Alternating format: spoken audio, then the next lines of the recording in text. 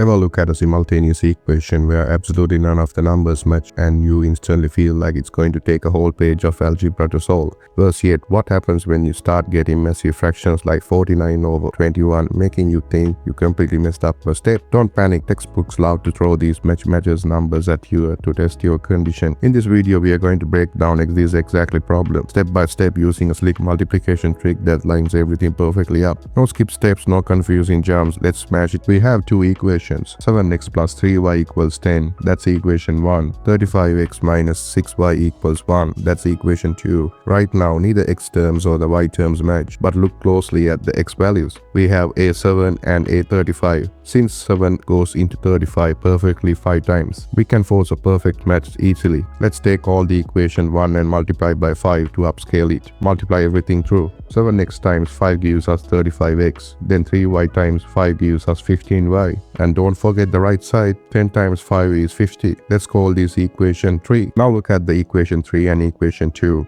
Both have a matching 35x. At the front, to eliminate x completely, we are going to subtract equation 2 away from equation 3. Watch out here, this is exactly where most students lose their marks. When we expand this subtraction, the 35x minus 35 cancels out. But look at the y terms. You have 15y minus negative 6y. That double negative turns into a plus, so it becomes 15y plus 16y, which gives us 21y. On the right side, 50 minus 1 leaves us with exactly 49. To isolate y, we divide both sides by 21, giving us y equals 49 over 21. These fractions look big and ugly, but don't panic, it simplifies beautifully. Both 49 and 21 can be divided by 7. Divide both sides by 7. We get y equals 7 over 3. Now that we locked down our y, let's substitute y equals 7 over 3 straight back to our equation 1 to find x. Look how perfectly this works out. The whole number 3 is multiplied by fraction 7 over 3.